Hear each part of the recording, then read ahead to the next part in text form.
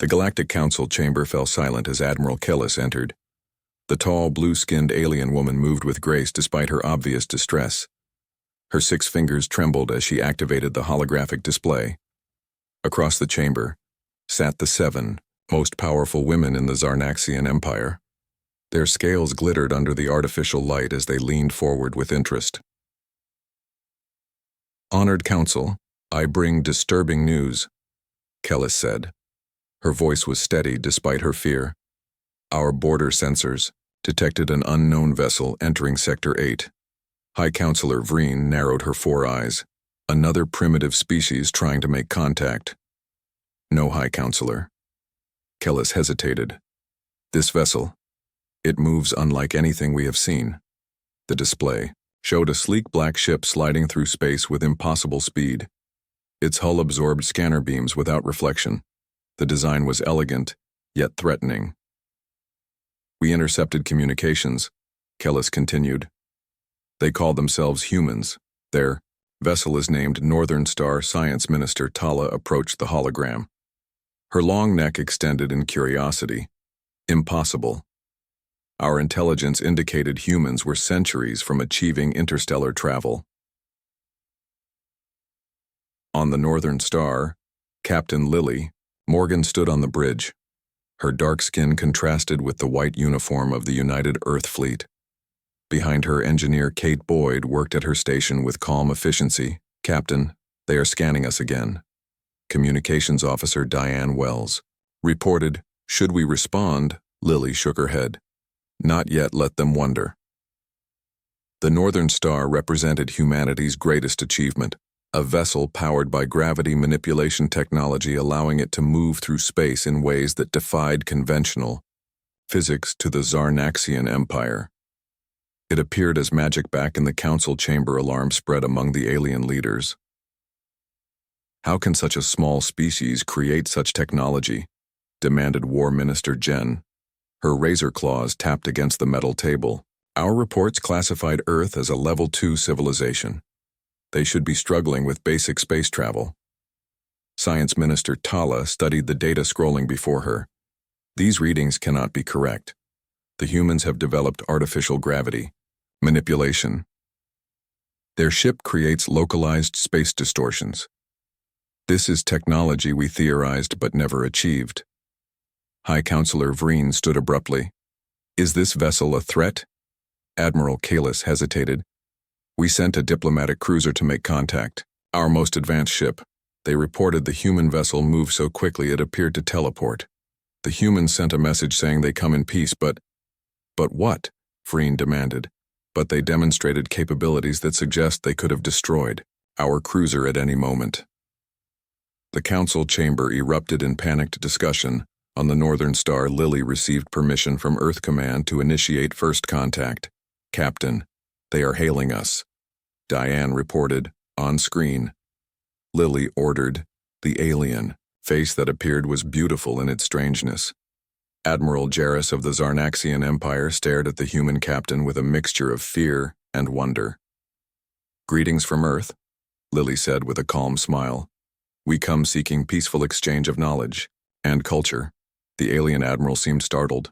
"Your technology, it cannot be human," Lily smiled. "I assure you it is very human. In fact, the Northern Star is our first deep space explorer." "First?" The admiral looked shocked. "This is merely your first attempt." Kate Boyd suppressed a laugh at her station. This was the reaction they expected. The Northern Star was impressive, but it was merely the beginning of what humanity could achieve. In the weeks that followed, a delegation from Earth arrived. At the Zarnaxian capital, Science Minister Tala worked closely with Kate to establish diplomatic relations. The alien woman was fascinated by human innovation. "Your species thinks differently," Tala told Kate as they toured the human ship. "We developed technology through careful incremental steps over thousands of years. You humans make intuitive leaps." Kate nodded. "We had to. Earth forced us to adapt quickly. Our short lives make us impatient." The Zarnaxian Empire had expected to find a primitive species. Instead, they discovered humans were natural innovators. Their technology was not just advanced but approached problems in ways the aliens had never considered. High Counselor Vreen eventually signed the first treaty between Earth and the Empire. The document acknowledged humans as equals despite their young civilization. They look so fragile. Vreen commented to Admiral Kellis as they watched the humans depart. Yet they built a ship that makes our fleet look primitive. Kellis nodded. And Captain Morgan told me the Northern Star is already considered outdated on Earth. They have newer designs being built. The High Counselor shuddered. Then we are fortunate they seek peace. As the Northern Star prepared to return to Earth, Lily stood on the bridge looking at the alien space station through the view screen. Mission accomplished, Captain. Diane said, First contact successful. Lily nodded. Send a message to Earth Command. Mission complete. Treaty established the Zarnaxian Empire. Now recognizes humanity as a major galactic power. The Northern Star engaged its gravity drive and vanished from alien sensors, appearing instantly at the edge of the system. In the council chamber, the aliens watched with a mixture of fear and respect. That cannot be human technology. Someone whispered, It's too advanced, but it was human, and it was just the beginning. 6 months after first contact, Captain Lily Morgan returned to the Zarnaxian homeworld. This time she arrived on the Sunrise Dawn, a newer vessel that made the Northern Star look primitive by comparison. War Minister Jen watched the human ship approach. From her private chamber, the vessel seemed to bend light around it, making it difficult to focus on. Even their best tracking systems struggled to maintain a lock. They advanced so quickly, she muttered to her aide. 6 months and already a new generation of ships across the planet in the Science Ministry. Tala prepared to welcome Kate Boyd, who had been promoted to chief engineer of the human delegation. The two had formed an unusual friendship during the initial contact period. Minister the humans. Request permission to demonstrate their new propulsion system. An aide reported. Tala hesitated. Granted, but maintained safety protocols. In orbit, the Sunrise Dawn performed a series of maneuvers that defied physics. The ship accelerated from standstill to near light speed in seconds, then stopped just as quickly. It phased partially through dimensions, becoming ghost-like before solidifying again. In the council chambers, High Counselor Vreen reviewed reports with growing concern. They share some technology, but keep their most advanced systems secret, she told her advisors. I do not trust these humans. Admiral Kellis disagreed. They have honored every part of our treaty. Their ships patrol our shared borders and have twice defended our colonies from raiders, perhaps, Vreen conceded. But their advancement rate frightens me. 6 months ago they were impressive. Now they are terrifying. What will they be in 5 years? On the Sunrise Dawn, Lily prepared for the diplomatic reception. Her second in command, Amy Foster, adjusted her formal uniform. The aliens are nervous, Captain, Amy said. Their military vessels have been following us since we entered their system. Lily nodded. They should be nervous. We represent something they never encountered, a species that innovates faster than they can comprehend. The reception hall was designed to intimidate visitors. The ceiling towered 30 meters high with ancient battle flags hanging from the rafters.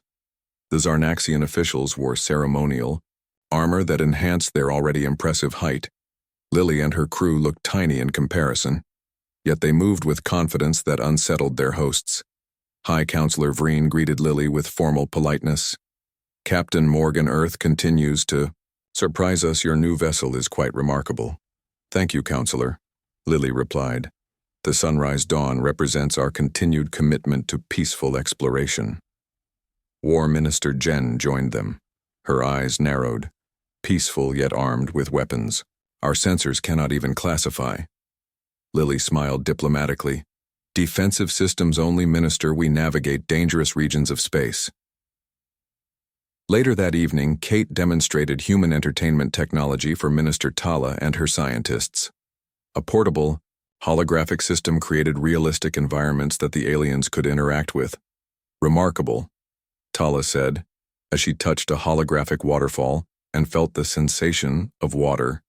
Your entertainment technology exceeds our medical imaging systems, Kate shrugged. Our children use these for games. We brought some as gifts. The casual revelation stunned the alien scientists. Human playthings surpassed their advanced research equipment. In her private quarters that night, Lily received an encrypted transmission. From Earth Command, Admiral Susan Bell appeared on the screen, her expression serious. "Captain, we have a situation.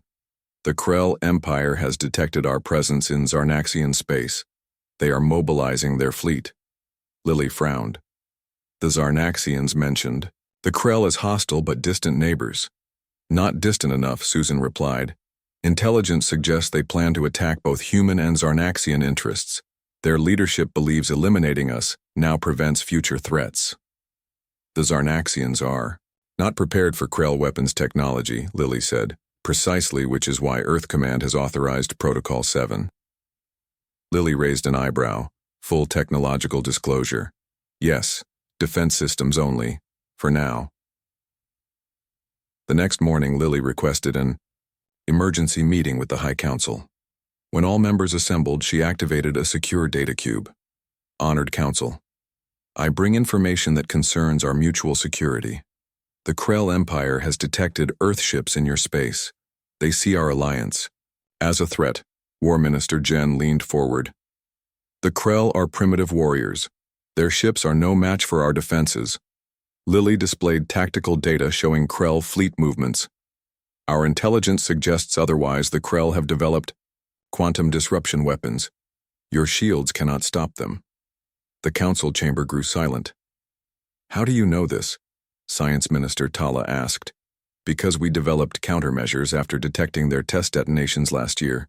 Lily replied, I'm authorized to share defensive technology with your empire." High Counselor Vreen studied Lily carefully. "Why would you do this?" "Because Earth honors its alliances." Lily said simply, "And because the Krell threaten us all." Amy Foster brought forward additional data cubes. These contain specifications for shield modifications and early warning systems. They can be installed on your vessels within days. War Minister Jen examined the specifications, her expression changing from suspicion to shock. "This would double our defensive capabilities." Lily nodded. "The Sunrise Dawn will remain in your space until the modifications are complete. In the meantime, we request permission to deploy sensor buoys along your outer territories." As the council debated, Kate whispered to Lily, "They still underestimate us." Lily nodded slightly. "Good, let them. They will sleep better." That night, as the Zarnaxian engineers worked to upgrade their defenses, Science Minister Tala joined Kate on the observation. Your captain gave us technology freely." Tala said, "Technology that must have cost your people greatly to develop." Kate looked out at the stars. "The cost of development is nothing compared to the cost of war. We learned that lesson centuries ago." Tala studied the human engineer. "You are a strange species. You appear fragile yet possess strength beyond comprehension. Your technology, it cannot be human." Kate smiled. "But it is, and soon you will see what humanity does when truly threatened." 3 weeks after the emergency council meeting, the first Krell scout ships appeared at the edge of Zarnaxian space. Their angular vessels bristled with weapon ports, their hulls covered in a material that absorbed scanner beams. On the Zarnaxian Defense Station, Admiral Kellis watched the sensor readings with War Minister Jen. The human upgrades to their systems provided unprecedented clarity. 5 scout vessels. Kellis reported standard Krell formation. Jen nodded. The humans were correct. Their intelligence was accurate. Aboard the Sunrise Dawn, Lily received the sensor data in real time. Amy Foster stood beside her, reviewing tactical options. "The Krell are testing defenses," Amy said. "They do not know we are here." Lily smiled slightly. "Let us keep it that way. Maintain stealth protocols." The human vessel had positioned itself behind a small moon, its advanced cloaking technology rendering it invisible to conventional scanners. The Zarnaxians knew its approximate location only because the humans told them on. The Zarnaxian Homeworld Science Minister Tala worked with Kate to finalize the defensive grid. They had integrated human technology with Zarnaxian infrastructure, creating a hybrid system more powerful than either design alone. "Your people adapted quickly," Kate commented as they reviewed the final simulations. Most species struggle with integrating such different technological approaches. Tala nodded. Necessity drives innovation. We may be old, but we are not foolish. The alert came 3 days later. A Krell battle fleet had entered Zarnaxian space. 50 warships moving in tight formation toward the colony world of Nexus. Prime High Counselor Vereen called an emergency session. They target our most vulnerable colony. 20,000 civilians with minimal defenses. Admiral Kellis brought up the tactical display. Our nearest battle group is 2 days away, even at maximum speed. We cannot intercept in time. The humans, War Minister Jen said. Suddenly, where is the Sunrise Dawn communications officer? Penny Rogers on the Sunrise Dawn received the distress call. She turned to Captain Lily. Zarnaxian colony world under attack. They request immediate assistance. Lily stood, alert, Earth command. Request reinforcements, prepare for emergency jump. Within minutes, the Sunrise Dawn vanished from its hiding place. The human vessel slipped between dimensions, reappearing near Nexus Prime, just as the Krell fleet began orbital bombardment. They have not detected us, Amy reported. Their sensors are focused on the planet. Lily assessed the situation. We are outnumbered 50 to 1. Launch the defense drones. Deploy the shield network. From the Sunrise Dawn, hundreds of small, unmanned vessels streaked toward the colony, their silver hulls catching the light of the local star. Each drone carried a portable shield generator together, capable of creating an interlocking defensive dome over the main settlement. The Krell continued their attack unaware of the human intervention until their weapons fire encountered the newly formed shield. Energy weapons dissipated harmlessly against the blue barrier. On the lead Krell vessel, Commander Vorex stared at the readings in confusion. What defense is this? The colony should have minimal protection. His tactical officer looked equally baffled. Unknown technology, Commander. The shield configuration does not match Zarnaxian designs. Scan the area. Find the source. The Krell vessels turned their sensors, outward searching for the origin of the defense system. They found nothing. The Sunrise Dawn remained invisible, its advanced stealth systems beyond Krell detection capabilities. Lily watched the Krell reaction with satisfaction. They are confused. Good. Phase 2. Deploy countermeasures. Amy transmitted the commands. The drones surrounding the colony shifted function. Some maintained the protective shield while others moved toward the Krell fleet. These attack drones were smaller than shuttlecraft, but carried targeting systems that could identify weapon ports and engine exhaust with precision. The first volley of drone attacks disabled weapons on 3 Krell vessels, small-shaped charges precisely placed to sever power conduits without destroying. The ship's commander Vorex watched in growing alarm as system after system failed. What is happening? Who attacks us? On the Sunrise Dawn, Lily opened a communication channel. Krell vessels. This is Captain Lily Morgan of the Earth vessel, Sunrise Dawn. You are attacking a protected world. Withdraw immediately or face consequences. The Krell commander stared at the human face on his screen. Earth, we know of no such world. You do now, Lily replied. Your weapons are being systematically disabled. This is a warning. The next phase will target propulsion. Vorex laughed. One ship cannot threaten a Krell battle fleet. We are not threatening, Lily said calmly. We are informing. At that moment, the Sunrise Dawn decloaked. Its sleek hull seemed to materialize from nothing. The human vessel was smaller than the Krell warships, but its design spoke of advanced technology beyond their understanding. Impossible, Vorex whispered. No cloaking system is that perfect. Before the Krell commander could respond, 5 more human vessels appeared surrounding the Krell fleet. They had been there all along, hidden by the same technology. Each human ship was unique in design, but all projected an aura of technological superiority that unsettled the Krell from. Her flagship, Admiral Susan Bell, addressed the Krell. This colony falls under Earth protection. All Zarnaxian worlds do. Your intelligence about our capabilities is severely outdated. We recommend you reconsider your strategic assessment. The Krell, Fleet surrounded, outnumbered, and with key systems disabled, had no choice but to retreat. They withdrew in formation, their damaged ships limping away on Nexus Prime. The colonists emerged from shelters to see the shield dome protecting their world. The Zarnaxian governor stared in wonder at the human technology that had arrived just in time. Back on the homeworld, High Counselor Vreen received the report of the human intervention. She turned to Science Minister Tala. How did they move ships to Nexus Prime so quickly? The distance. Tala shook her head. They bend space itself. Their vessels do not travel through space, but rather fold it. Their technology, it cannot be understood through our physics. War Minister. Jen studied the battle. Recordings. 6 ships defeated 50. They disabled rather than destroyed, showing restraint even in victory. Vreen nodded slowly. And they came without hesitation to defend our people. They honor their alliance in ways we did not expect. As the Krell. Fleet retreated deeper into space. Commander Vorik sent an urgent message to his homeworld. The humans are not what we believed. Their technology exceeds our comprehension. Their ships appear and disappear at will. They must be considered a primary threat. On the sunrise dawn, Lily contacted Earth Command. The message has been delivered, Admiral. The Krell now understand what they face. Susan nodded. Good work, Captain. The Zarnaxians are suitably impressed. Lily finished with a small smile. Though, they still do not understand the full extent of our capabilities.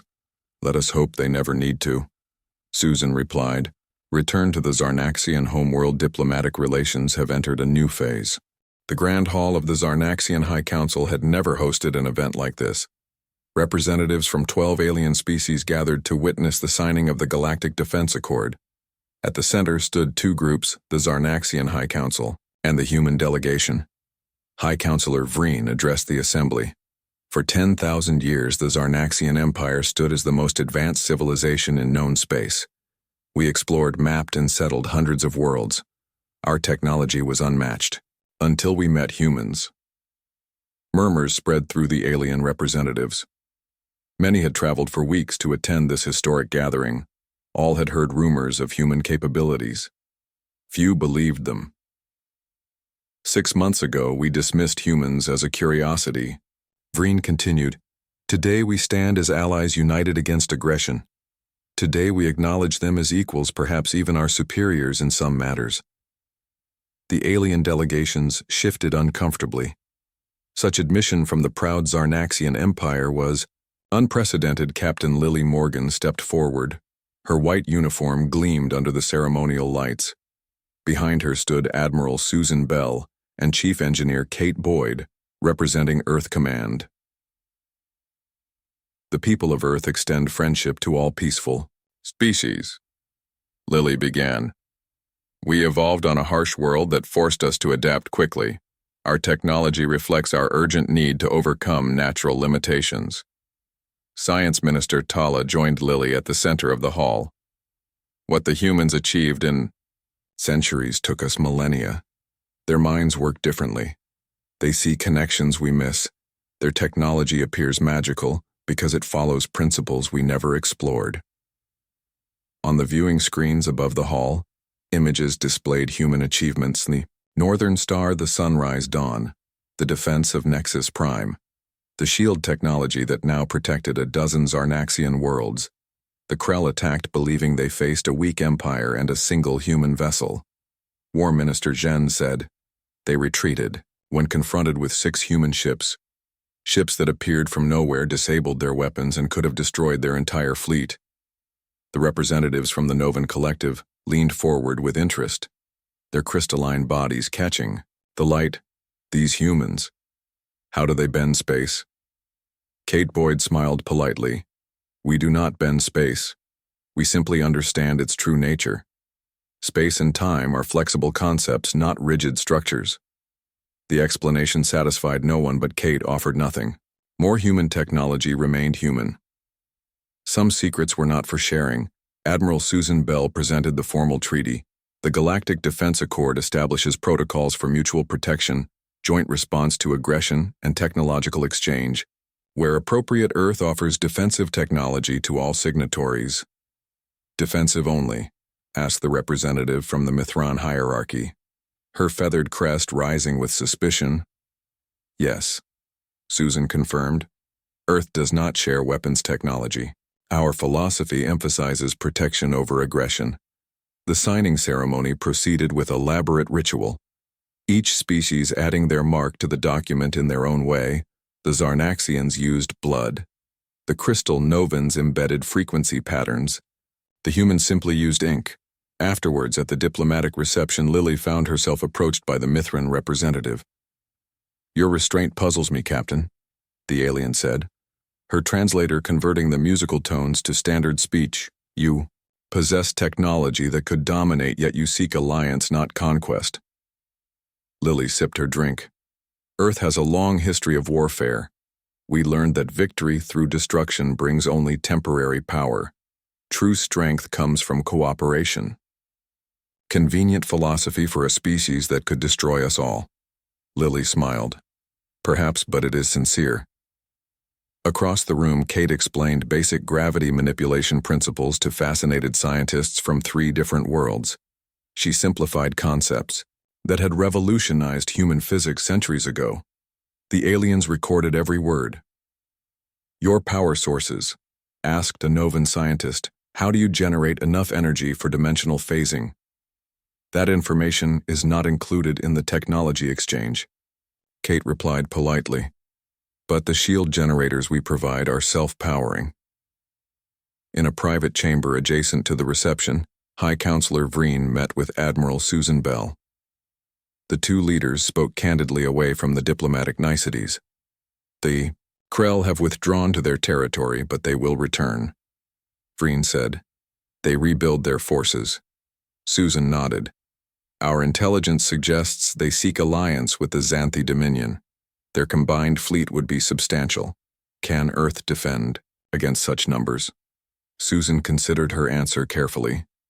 "Numbers mean little when technology gaps are significant. The Xanthi remain centuries behind both Earth and the Zarnaxian Empire. Their ships are numerous but vulnerable." "You speak with confidence, yet I sense concern. War is wasteful, Counselor. We prefer to prevent conflict through demonstration rather than engage in it." Vreen studied the human admiral. "The defense of Nexus Prime, the 6 ships you sent, were our older models," Susan confirmed, "adequate for the situation." The High Counselor tried to hide her shock. "And your newest vessels?" Susan smiled slightly. "Remain at Earth. We hope they never need to deploy." The reception continued late into the night. The alien representatives mingled cautiously, each assessing the others. The humans circulated easily, comfortable in the diverse company, their adaptability itself a kind of technology, on the observation deck. Kate found Science Minister Tala staring at the stars. "Your people will change everything," Tala said without turning. "The balance of power, the exchange of knowledge, the pace of development, nothing will be the same." Kate joined her at the window. "Change is inevitable, with or without humans." "Not at this speed," Tala replied. "We Zarnaxians measure progress in generations. Your people measure it in years. What will you become in a century?" Kate had no answer for that. Humanity itself wondered the same. 3 days after the signing, a Krell scout ship approached, Zarnaxian space. The vessel moved cautiously, staying beyond weapons range. It transmitted a single message: "We seek dialogue with the humans." On the sunrise, dawn. Lily received the transmission with interest. The Krell learn quickly. They wish to talk, rather than fight, Amy nodded. "Fear is an effective teacher." Arrange a meeting. Neutral territory. The diplomatic shuttle departed the next morning. Lily and a small team traveled to an uninhabited system halfway between Zarnaxian and Krell space. There Commander Vorex waited with his advisors. The Krell commander looked less imposing in person. His armored exoskeleton, designed for intimidation, seemed excessive in the sterile meeting room. "Captain Morgan," he began formally, The Krell Empire wishes to understand human intentions in this sector. Lily sat across from him, calm and composed. Earth has no territorial ambitions, Commander. We seek peaceful exchange of knowledge and culture. Yet you deploy warships, defensive vessels. Lily corrected, deployed only when necessary. Vorex leaned forward. Your technology. How did your ships appear without detection? Lily smiled. That information is classified. But I can tell you this Earth has no desire for conflict with the Krell. The demonstration at Nexus Prime was restrained intentionally. A warning. An introduction, Lily replied. Now we have the opportunity for a more civilized conversation. The meeting lasted hours. The Krell probed for information about human technology, capabilities, intentions. The humans revealed little but offered possibilities for trade, scientific exchange, even limited defensive technology. When they returned to Zarnaxian space, Admiral Susan Bell was waiting. The Krell are pragmatic, Lily reported. They recognize superior technology when they see it. They will not risk further confrontation. Susan nodded. Good. The Galactic Defense Accord has 5 new applicants, all former Krell allies. They wish to align with the stronger power. As expected, Lily said, our strategy worked perfectly, yes. Susan agreed. Though I worry about the future. These species now look to humans for protection, for technology, for leadership. We never sought such responsibility. Lily looked out at the stars. Perhaps not, but we are ready for it. The Northern Star was just the beginning. 1 year after first contact, the landscape of galactic politics had transformed completely. The Galactic Defense Accord now included 27 species. The Zarnaxian Empire had evolved from reluctant ally to enthusiastic partner. Even the Krell had signed limited trade agreements on Earth. The Council of Nations convened to assess their rapidly expanding role in galactic affairs. Admiral Susan Bell presented her report to the assembled leaders. Humanity has become a stabilizing force in the sector. Species that warred for centuries now cooperate under our guidance. Technology exchange has benefited all signatories while maintaining our strategic advantages. Council leader Maria Diaz nodded. And the military situation. Secure. Our defensive perimeter extends through Zarnaxian space. The early warning network detects any vessel larger than a shuttle. No fleet movements occur without our knowledge. And our ships, Susan smiled slightly. The Northern Star-class vessels are now considered training ships. The Sunrise Dawn class serves as our diplomatic fleet. The new Stellar Guardian class remains in Earth orbit. Their capabilities remain classified even to our closest allies. In Zarnaxian space, Captain Lily Morgan had received a promotion. She now served as Earth Ambassador to the Galactic Accord. Her office occupied the top floor of a newly constructed tower on the Zarnaxian homeworld Kate. Boyd led the technology exchange program, working closely with Science Minister Tala. Together they had created educational protocols that allowed for sharing of non-critical human innovations. The balance was delicate. Some technologies could be shared, others remained exclusively human. The gravity shield network is complete. Kate reported during the weekly briefing. 23 worlds now have full coverage. Lily nodded. Good progress, and the communication system. Operational. The quantum entanglement network allows near instantaneous communication across the sector war. Minister Jen joined the meeting. Her traditional armor replaced with a more diplomatic uniform. The joint fleet exercises exceeded expectations. The Zarnaxian captains adapted quickly to human tactics. They are good students, Lily acknowledged. Their experience combined with our technology makes for an effective force. High Counselor Vreen arrived last, her 4 eyes scanning the assembled team. The Xanthi delegation has requested admission to the Accord. The room fell silent. The Xanthi Dominion had been hostile to both humans and Zarnaxians. Their sudden desire for alliance was suspicious. Their fleet movements. Lily asked. Jen brought up a tactical display. They have consolidated forces near their core worlds. No aggressive positioning. They fear isolation, Vreen said. As more species join the Accord, they recognize the shifting balance of power. Lily considered this. We should proceed cautiously. The Xanthi are known for deception. Kate offered another perspective. Or they genuinely wish to access the benefits of alliance. The medical technology we shared with the Accord has saved millions of lives. The Xanthi suffered a plague last season. A diplomatic mission, then, Lily decided, with appropriate safeguards. 3 days later, the diplomatic vessel Olive Branch departed for Xanthi space.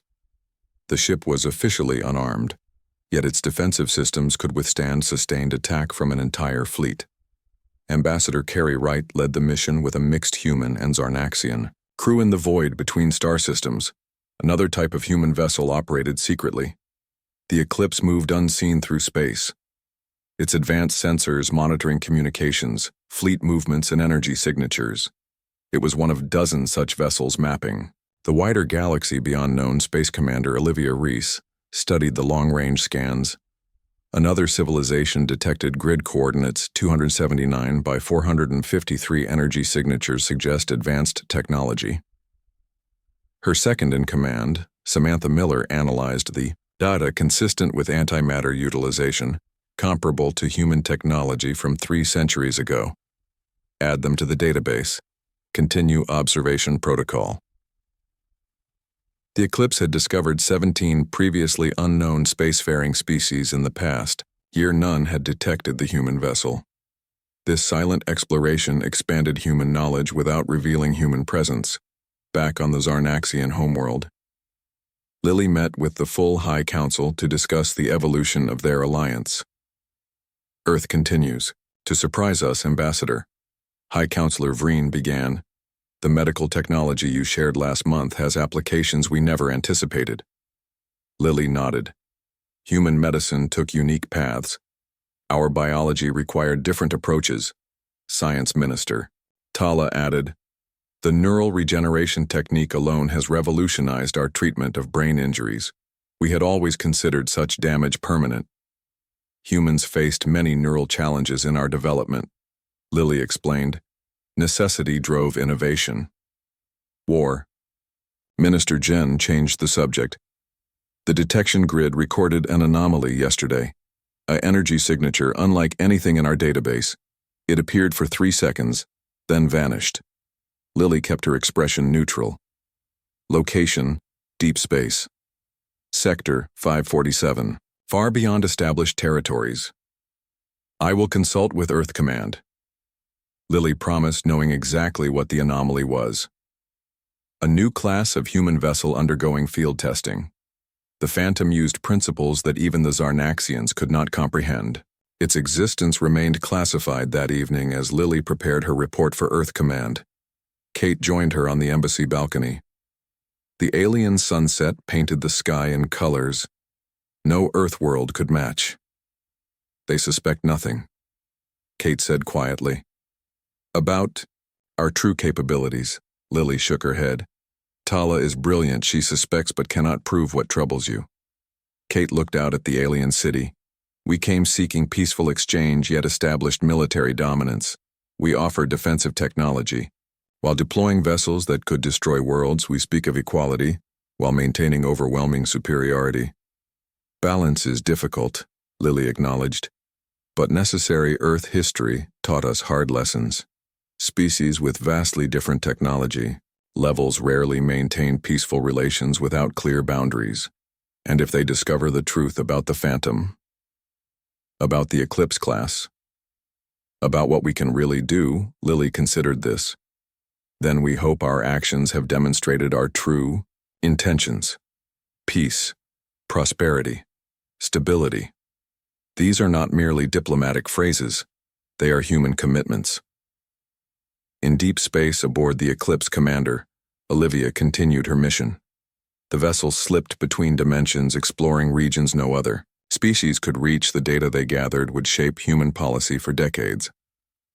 On Earth, Admiral Susan Bell reviewed the latest reports. The Galactic Accord was stable, the technology exchange beneficial, the defensive network secure. Yet something troubled her. Council leader Maria sensed her concern. Admiral, you seem preoccupied. We achieved dominance too easily, Susan admitted. Our technology so far exceeds these ancient species that they perceive us as almost godlike. That creates expectations, responsibilities. You fear we cannot maintain this role.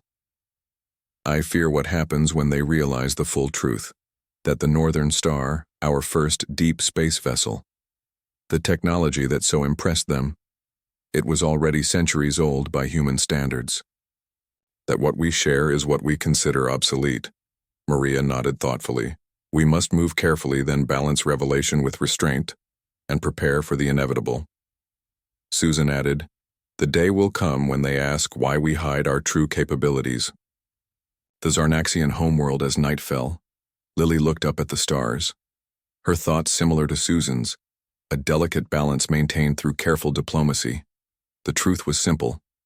Human technology had advanced so rapidly because Earth was a dangerous. World humanity faced extinction multiple times and emerged stronger each time. The drive to survive had pushed human innovation beyond what peaceful, stable species could imagine. The Zarnaxians and other aliens saw human ships as impossibly advanced. The Northern Star, that first vessel that so shocked the Zarnaxian Empire, had been a museum piece restored for ceremonial purposes. Its technology 300 years obsolete. The Sunrise Dawn represented human technology from 2 centuries past, still impressive but limited compared to current capabilities. And the new vessels, the Phantom, the Eclipse, the Stellar Guardians. They operated on principles that human scientists were still exploring.